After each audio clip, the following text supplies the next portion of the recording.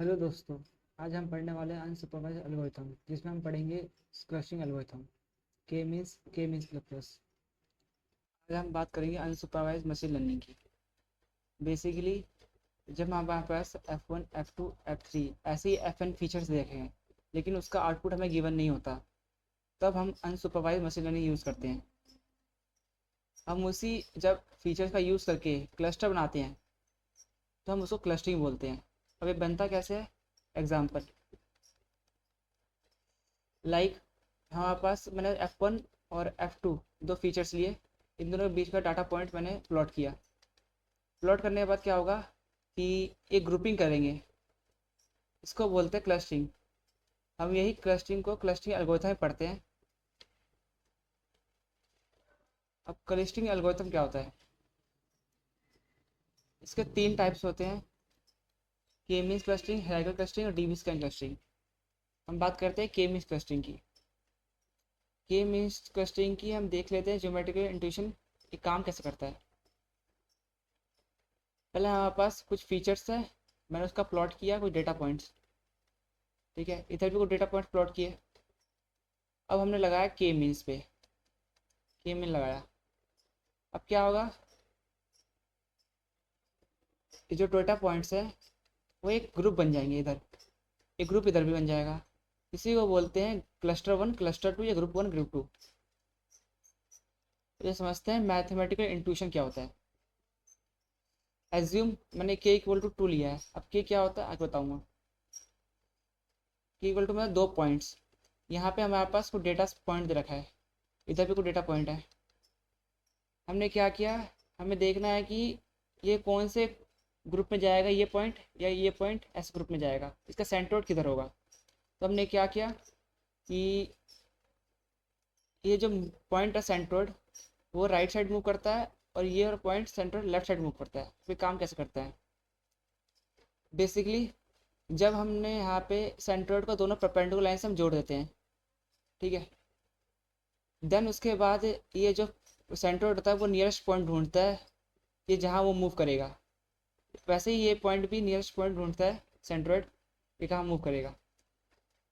ऐसे ही मैंने दूसरा सेंट्रोइड लिया, जब मूव करने के बाद ऐसा पॉइंट हो गया। इससे क्या हुआ कि अब जो कलर है येलो वाले डाटा पॉइंट अब ऐसे थोड़े से इधर शिफ्ट हो गए, इधर कम थे येलो कलर, इधर ज़्यादा हो गए।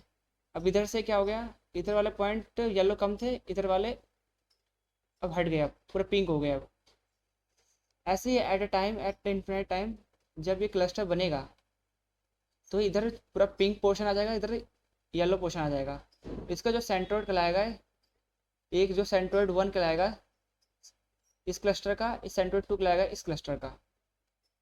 इसको बोलते हैं के मींस क्लस्टरिंग। अभी काम कैसे करता है, हम के की कुछ वैल्यू इनिशियलाइज करते हैं सेंट्रोइड। देन उसके बाद हम क्या करते हैं, उसका नियरेस्ट पॉइंट देखते हैं, उसको ग्रुप करते हैं। देन हम मूव करते हैं सेंट्रोइड को थ्रू द फाइंड मीन, हम माइंड मीन निकाल के उसको मूव करते रहते हैं। ठीक है, अब हम बात करते हैं कि हम के की वैल्यू इनिशियलाइज कैसे करते हैं। इसके अंदर एक टॉपिक आता है WCSS, इसको हम बोलते हैं within cluster sum of squares. इसका जो फॉर्मूला होता है सबमिशन आई इक्वल टू 1 से लेकर के cluster distance between point two the nearest centroid का होल स्क्वायर। मीन्स इसका स्टेप्स मतलब कि के की वैल्यू करने का रीज़न क्या है। हम क्या करते हैं, एक रैंडम के की वैल्यू 1 से लेकर 10 या 1 से लेकर 20 इनिशियलाइज कर देते हैं। उससे क्या होता है, एक हम मेथड यूज़ करते हैं, एल्बो मेथड यूज़ करते हैं, जो प्लॉट करता है WCSS वर्सेस के ग्राफ। अब इसका यूज़ क्यों पड़ा, हम इससे फाइंड करेंगे के की वैल्यू। हमारा कुछ डेटा पॉइंट्स है, मैंने कुछ प्लॉट किए डेटा पॉइंट्स। यहाँ पे क्या हुआ कि ये जो डेटा पॉइंट्स है ये इसका कर्व है।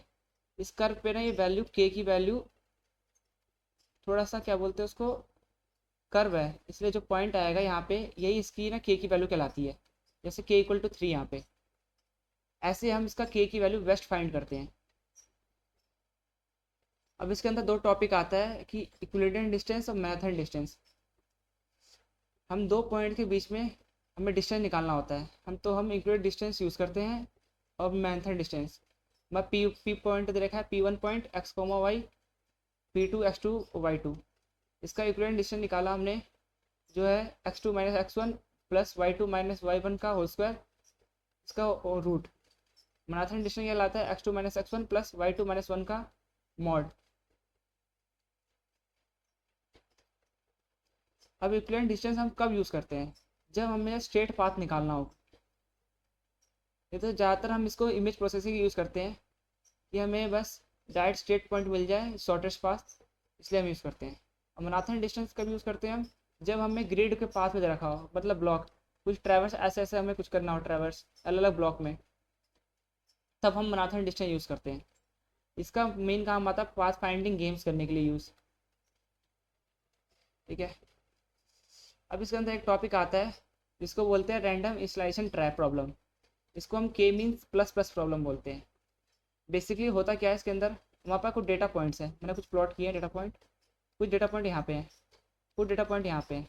जब मैंने के मीन्स लगाया था, सिंपल जो के मीन्स लगा रहा हूँ, उससे क्या होगा कि इसने देखा कि क्लस्टर बनाने हैं उसको, तो उसने एक सेंटर लेके एक क्लस्टर यहाँ बना दिया, एक सेंटर लेकर एक क्लस्टर यहाँ बना दिया, एक सेंटर लेके क्लस्टर यहाँ बना दिया।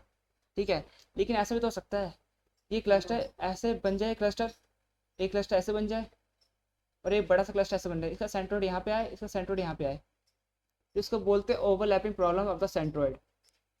जिससे हमारे पास जो प्लॉटिंग है क्लस्टरिंग की वो बहुत अलग हो जाती है, इसलिए हम के मीन्स प्लस प्लस यूज़ करते हैं। अब हम ज़्यादातर इसका यूज़ क्यों करते हैं तो देखते हैं। के मीन्स का इसके पॉइंट जान लेते क्या होता है कि अगर हमें के मीन्स क्या करता है, स्मार्टली चूज़ करता है हमारा के की value, not random, random use नहीं करता। दूसरा पॉइंट है, अगर रैंडम सेंट्रोइड हम चूज़ कर लेंगे तो उससे क्लस्टर गलत बन जाते हैं, इसलिए हम के मीन प्लस प्लस यूज़ करते हैं, क्योंकि उसको अवॉइड करें, ओवरलैपिंग को अवॉइड करें। और कब इसका यूज़ करना चाहिए, जब हमारा डाटा बहुत कॉम्प्लेक्स हो और चांसेस हो कि ओवरलैपिंग हो सकती है, तो हम के मीन्स प्लस प्लस यूज़ कर लो। देन उसका रिजल्ट मिनिमम स्टेप में चाहिए हमें, कम से कम स्टेप में, तो हम के plus mean plus plus use करते हैं। Thank you.